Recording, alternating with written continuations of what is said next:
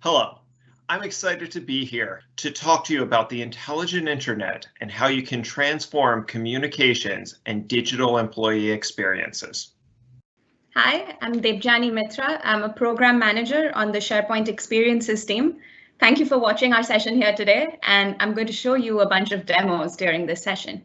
Microsoft 365 is the world's productivity cloud. It's built on the foundation of Office. Apps like SharePoint, Exchange, Yammer.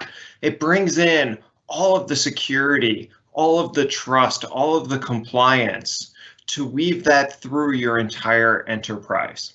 Now, at the core of Microsoft 365 is collaboration. Now, you can think about collaboration as part communication, part intelligent content, and part platform. Today, we really want to dive into the intelligent content portion of that. And at the core of that is SharePoint. When we think about intelligent content in your organization, the intranet is central for that. It brings you things like employee communications and engagement.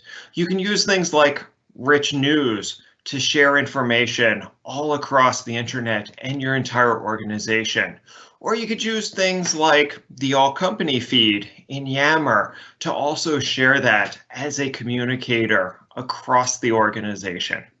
You can connect people, news, knowledge, and apps together with its rich and robust knowledge and content management solutions. And most important, you can share all of this content and all of these solutions across any group or team inside your organization. Now, at the core of the intelligent internet is SharePoint, but it's not SharePoint alone. It's SharePoint, Microsoft Stream, Yammer, Microsoft Teams, and other tools and pieces of Microsoft 365 really coming together in a seamless way for users. Now, a good example of the power of the intelligent intranet is what we see here that the Velux group did.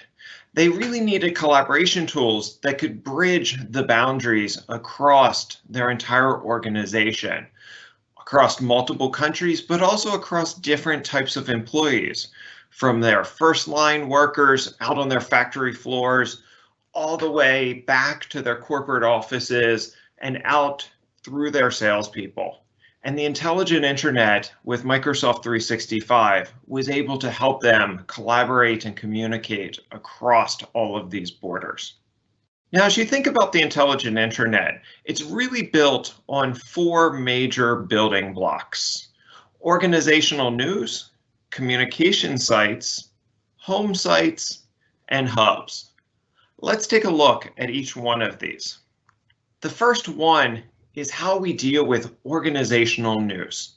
This is the foundation of knowledge and information across the entire organization, and it's important to be there to inform and engage with everyone. Now, in today's day and age, people look for their information to be personally relevant and available on all of their devices, no matter where they are. Not only does this content have to be personally relevant, but it has to be compelling. It has to be very dynamic. Things like multimedia, other types of content are expected there. It's not just a sea of news. Now, you spend as a communicator in an organization a tremendous amount of time generating this content. It's important to be able to have a platform that can scale the reach of this automatically across your entire organization to make sure that employees are able to access it wherever they may be. When they do access it, to get that rich engagement, you need things like two-way commenting, conversations, likes, social resharing, all out there and available for them. Now, there's a lot that you can do with news and Microsoft 365, and I'd like to hand it over to Debjani to give you a look at that. Thank you, Brad. So here we are on the Leadership Connection site. This is the site where Contoso employees come to connect with the leadership at the company. Now, this site is a source of organization news. Let me explain. When a news post is published on this site, it is distributed broadly to all employees in their SharePoint start page and their SharePoint mobile app. And no matter where that news post shows up, it has a special visual treatment behind the site name, similar to what you see here with the highlighting, that indicates that the news post is authoritative and draws the audience in.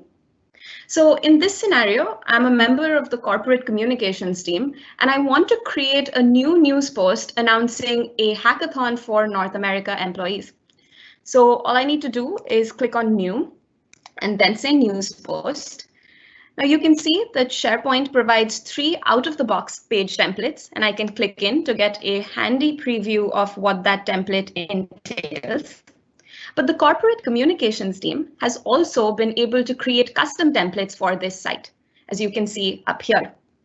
Page templates are a great way to enforce a consistency in look and feel across organization news. So in this case, since I'm announcing a hackathon, I'm going to go with the company initiative template. And let's go ahead and create that news post. So here, notice that a new news post got created with web parts already there, a layout already there, and with placeholder content. Let's now dive in and flesh this out. First, I'm going to give this news post a name, North America Hackathon. And next, I'm going to replace the placeholder banner image. So to do that, I can click on Change Image. And you can see that SharePoint gives me a number of different sources here from where I can pull my images. In fact, one of the big advantages of using SharePoint News is that you can get your images from so many different sources, tell your story in a really visually compelling way. So you can use stock images. Microsoft recently acquired thousands of beautiful high-quality images for you to be able to use entirely royalty-free throughout your intranet. Of course, you can use web search. You can use organization assets. These are approved assets from your organization that any author of a page or news post can use. You can upload from OneDrive, from this site, from your computer, and from a link. So in this case, we're going to use stock images. And I'm going to search for computer. And I like this image for a hackathon, so let's select that. Great. Next, to fill out this text web part. So, of course, I can type directly in here, and SharePoint provides a number of different formatting options, but I have already drafted up my text in Word. So all I need to do is go and copy it from there. Paste it right in, and notice that all of the formatting carried right over. I also have an image in my file browser that I'd like to bring into this canvas. So let's go ahead and pull that up. This is the one, and I can drag and drop this right here. And this has generated an image web part for itself, which is great because I actually want to move this image to the right of my text. So all I need to do is say edit section, change this to a 2-column section, and then I can drag and drop this image to the location of my choice. And also I have the option to resize this image to my preference. Here we have a people web part, and I'm going to specify the hackathon contacts here. That's going to be Megan and Alex. And finally, I want to provide some additional resources for the reader of this news post. So to do that, I can use our wiki linking capability that allows page authors to bring in other pages and news posts in just a few keystrokes. So let me show you how you can do that. You need to use the standard wiki linking syntax, which is open brackets, open brackets. This intelligently suggests some content to you. You can type to filter. And just like that, it's linked. Let's do that again for another post I want to add on here. Great. And so now the content of this news post is ready to go. However, I don't want to publish this news post till the CEO has announced the hackathon at her North America town hall. And so to do that, I can leverage our page scheduling capability. You can go to page details, and you can see there is an option here to toggle scheduling on. Here, I can give it the date of the town hall, which is June 5th. give it a time, 11 a.m., so that the news post goes out concurrently with the announcement. And notice that the post news button up here changed to say schedule. Also recall, this is a hackathon for employees based in North America, and I can use audience targeting to ensure that this news post is highlighted to the right audience. So you see there is an audience property here. I'm going to put in the O365 group for North America employees. Great. So now when this news post publishes on schedule, it's going to show up for the right employees throughout the intranet. So let's go ahead and click on schedule. And soon I get the confirmation that this news post has been scheduled to publish at the date and the time that I specified. By the way, I also want to point out that once this news post is published, you can come in here and share this news post by email so that employees that live and work in their inboxes also find this news post. Next, I'm going to go over to another site. This is the Controso news site. So this site brings together news from across the intranet. You can think of this kind of like an employee's one-stop shop for company news. And on this site homepage, there are a number of news web parts that you can see right here. I'm actually going to go into edit mode to show you how these web parts have been set up. So this is the first news web part on the homepage. You know, it's always above the fold. Employees coming to this site are necessarily going to see the content that's in it. So Controso corporate communications team really wants to ensure that the content in here is managed and curated. And so to do that, they've leveraged our organize capability that you can see here that allows you to pin specific news posts to specific locations of that web part. We have another news web part over here, and this is still, important news, but perhaps tier 2 news. The source for this news has been set to select sites, and you can see 3 sites have been selected to serve this news web part. And leadership connection is actually one of them. So this means that when that hackathon news post gets published, that's going to show up here pushing an older news post out.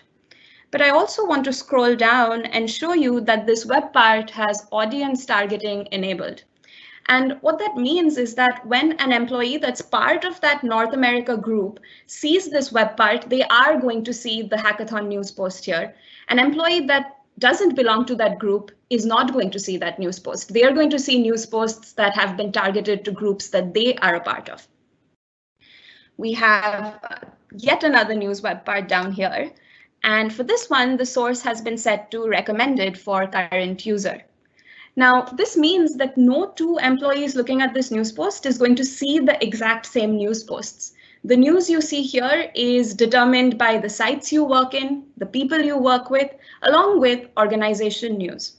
And by the way, this is a great place to see the visual distinction between organization news and other news. Notice that news that's coming from the leadership connection site and the landing, which are 2 sites that serve organization news, have that special highlighting behind the site name, whereas the other news posts do not. So that wraps up our news demo. Over to you, Brad. Thanks, Debjani. You can see in that demo a lot of the great power and the ability to build really rich dynamic content and publish it out to everyone inside the organization. Now, we've got news. Now moving up the stack in the building blocks, let's talk about communication sites. Communication sites are the sites that you use to broadly share this information across the organization. You can use communication sites in a lot of different ways.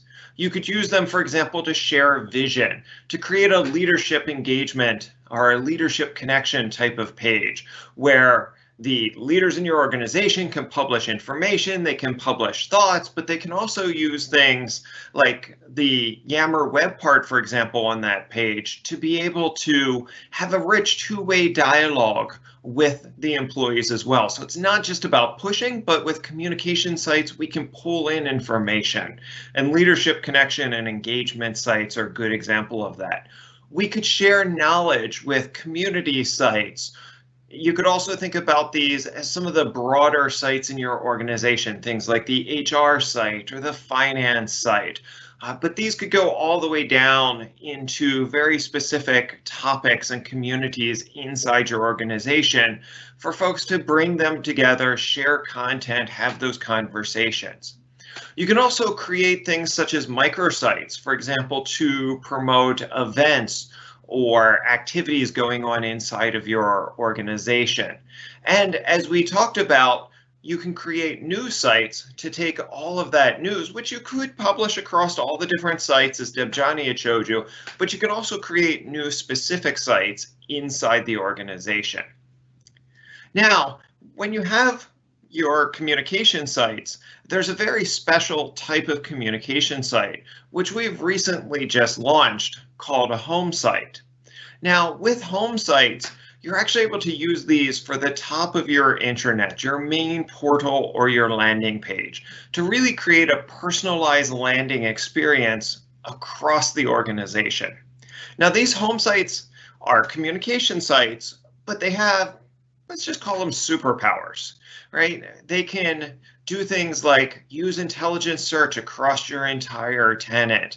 They can bring together all of that content so that you get the news and the information that's relevant for the person that's looking at it through things like audience targeting. They have the ability to be easily accessed from anywhere inside of your organization. And you can put all of that rich content that you're creating, whether it's videos or conversations or news or activity feeds, all right there, personally relevant and targeted to the person visiting the page. Best of all, you create one page just like you create one news article, and it's available on every device. We will take care of all the rendering for you, so it will look great no matter where it goes, whether it's a mobile phone or a desktop browser, all with the one page that you've created. Let's hand it over to Debjani, and let's take a look at home sites in action. The home site is a personalized and engaging gateway to the rest of your intranet. Here we are on Contoso Electronics' home site, which is called The Landing. And I'll first give you a tour of what's on here. We'll begin with branding. So branding is a really important part of any home site, and you can see that The Landing has a custom site theme that reflects Contoso Electronics company colors. You can also see that there is a site logo over here. And now I'm actually going to scroll down to show you the branded footer on this site as well. And by the way, as I scroll, notice that the header became shy to save screen space. So here we have the branded footer with lots of important links. One that I particularly love is the send story ideas. This is just a great touch towards helping your employees feel connected to the content that's on this site. Let's now scroll back up to talk about the mega menu. So this is the mega menu, and in this case, I'm actually an editor on this site. So I'm going to go ahead and put it in edit mode and scroll down and show you that you can enable audience targeting right here on your mega menu. This means that any link in the mega menu can have audiences that it's relevant for, allowing you to build a really personalized navigation experience on your home site. Of course, the home site has news right here, and then further down over here as well. Both of these news web parts can be audience targeted. There are stream videos here on the home site. Further down, we have conversations happening directly on the home site, and employees can like and jump into conversations right from here. Now, these conversations are powered by the new Yammer Conversations web part, and you can see that the refreshed look and feel of Yammer is available right here on the home site. As I've been scrolling up and down, you may have noticed this new design element in SharePoint that we've added with the home site on the left called the vertical section. Now, the vertical section is available on all SharePoint sites, but we built it with the home site in mind, as it creates this great interplay between the we space and the me space on a home site. What do I mean by that? Well, on the left here, you have content that's relevant for all employees, the we space, some of which can, of course, be audience targeted to specific groups of employees. And then on the right here, in the vertical section, you have content like my frequent sites, my recent documents, saved for later, content that's heavily personalized to every employee, hence the me space. Now, this home site, because it is just a communication site, was super easy to put together. But as Brad mentioned, a home site is a very special communication site. You can think of it this way. It comes with all the advantages and capabilities of a modern communication site, but with some added superpowers. So what are some of those superpowers? The first is search. So when a communication site is designated the home site, the search scope for that site expands to the entire organization. So when an employee comes here and searches for something in this bar, they get results from the entire tenant. In fact, when I click in, and even before I have searched for anything, I get great zero query suggestions from sites that I frequent, files I recently use, people I work with, etc. Second, the home site is automatically designated a source of organization news. As a reminder, that means that when a news post is published directly to the home site, it is distributed broadly to the news feeds of all employees in their SharePoint start page and their SharePoint mobile app. And additionally, wherever that news post rolls up, it has that special visual highlighting behind the site name. Third, notice this branded link on the suite nav that says Contoso Electronics. Now, this branded link can be set up in the admin center, and it's actually linking back to the home site, which is great because whether an employee is in OneDrive, in Word, they always have this branded link available. They can click on it, and this brings them right back to the home site. So they're always sort of grounded in this top level intranet experience. By the way, this easy access is available also in the SharePoint mobile app, where upon app launch, you have an icon that takes you directly to the home site. So to wrap up, another big superpower of the home site is that it's super easy to get to, just one click away. Back to you, Brad. Thanks again, Debjani. That was a great demo. Now, when we've got these home sites, we've got communication sites, we've got news. One of the things we've got to do is be able to get them to all of the employees in the organization. Especially in large multinational organizations, English might not be the first language for everyone. Or maybe you're based in a non-English speaking country and you have to get information to folks that do speak English. Well, with Multilingual Publishing, which we've recently now shipped to all of the tenants, employees can consume this content in their own native language. You can publish it out. You can have local experts in the area that can translate it, that can localize it for the organization. And when employees visit the page, they can see it in the base language, or they can consume it in their own language as well. Now, we've built a rich platform and infrastructure here to make sure that we can notify, show you changes, all of that you need to be able to manage and support this at scale. Let's go back to Debjani and take a look at this in action. Multilingual publishing has been a big customer ask from communication sites and organization news. So I'm excited today to give you a demo of how it works.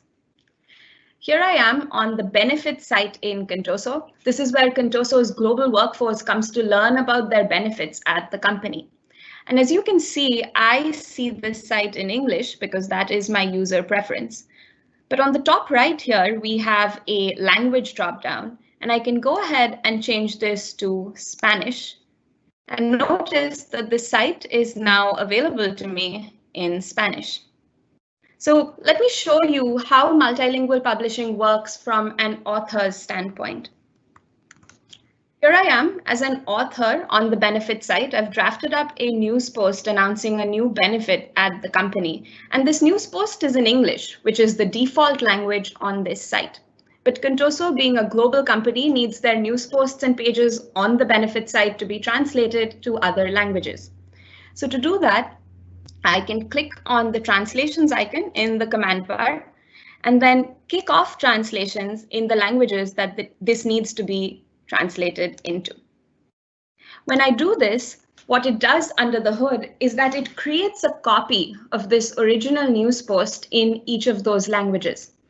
And it sends a notification to the designated translators for each of those languages that they need to come in and translate their copy. Now, those languages and their translators can be easily set up under site settings. When translators get that notification, they can click on it and come to their copy of the page that looks something like this. So here I am a Spanish translator. I clicked on that notification, arrived on my copy, and you can see I've already started translating this page. Now, the really great thing is not only can I translate the text, but I can also go ahead and add or update and edit web parts on this page. So this means I can really create content that my audience needs. When I'm ready, I can go ahead and post news so that end users can get the benefit of multilingual pages and news posts. We also notify translators when that original news post is updated. When they get that notification, translators have a link that takes them to the original news post. Here, they can see exactly what changed using page versioning. So translators can go to page details, and you can see version history down here. They can click on it. They can select the version they want to diff against, and then highlight those changes on the page. And this shows translators exactly which web parts changed, what changed in them, who made the change and when, so that translators can make the decision of which of these to incorporate into their copy. So that wraps up the quick multilingual demo. Over to you, Brad. Thanks for the demo, Debjani. So let's talk about that last building block that we had, which is hubs. Hubs provide a way for you to organize your intranet together. It allows you to associate related sites. Now you can simply create a hub, associate sites to it, and they start to provide things like centralized navigation, roll-up of news, activities, events. But what's great about hubs is that you can take and you can associate these at any time. So as your organization grows and changes, it's as simple as one drop down to change and move sites around between different hubs. Now, as I was saying, they can do things like roll up news. But if you remember, as Debjani showed you back during the news demo, you don't have to use hubs just because you want to roll up news. You can do that very easy with the news web part. But you can do some other things with hubs as well that make them really powerful. You can bring consistency across all of the sites. So let's say, for example, you want your sales hub to have green across all of those sites. Every time someone joins the sales hub, they will get that green theme. They'll get all of that consistency through those associated sites. Now, as I said, they are easy to move between sites. So maybe you take a site from the sales hub and you want to move it over to the marketing hub, and marketing is blue. Well, simply by moving it with that drop-down box in the setting, all of that consistency is going to be applied. It's going to go from green to blue. The hub navigation at the top is going to change as it moves over for you. Now, not only is it easy for you to take and move them around and reassociate them as your organization changes and grows, but you can also create a whole set of workflow to manage things like joining a site. So if you're running the HR hub and you don't want people to come in without your approval and to be able to associate to that, you can set up a workflow to manage that. So let's hand it back over to Debjani one more time to take a look at hubs in action. Here we are on the Give site, which is connected to the marketing hub. And you can tell because of this middle layer of navigation that exists between the suite nav and the site header. In fact, this is the hub nav that's shared by all of the sites that are part of this hub. The Give site is a communication site where employees come to learn about and contribute to the Give program at the company. And as you can see, the Give team has put in a lot of time and effort into designing this beautiful site and building it. However, this program has now had a change in ownership. It's gone from the marketing org to being owned by the global sales org. Fortunately, with hub sites, it's super easy to change site associations so that the structure of your intranet can reflect the structure of your organization. All you need to do, if you have the right permissions, is go to the gear and then go to site information. And you can see that this site is currently associated with the marketing hub. Just change that to global sales and hit save. And in a matter of seconds, you can see that the hub navigation is going to update to that of the sales hub. The theme is going to update to that of the sales hub, and the new theme colors flow right through this site. And the sales hub has actually started pushing down a site design to our Give site. Let's now go to that sales hub. Here we are. And you can see it has that same theme, that same navigation. If I scroll down, you can see the hub site has a news web part that's actually rolling up news posts from all of the sites that belong to this hub. Further down, we have an events web part here that's rolling up events from other sites that are part of this hub. And the search scope of this site is actually all of the sites associated. So this means that when you come and search for something here, the results are going to be pulled from sites associated to this hub site. Now let's go back to our Give site and check in on the status of the site design. So the site design has applied. Let's see what it did. It created a list called case studies. It added case studies to the nav, then it updated the documents list. We'll go ahead and refresh this site now. And notice that that case studies list has been added to the nav. Let's take a look at it. 2 documents are part of this list, and this list has columns already defined. So I must take this opportunity to reiterate just how powerful hubs are. They roll up content like news and events from across the hub.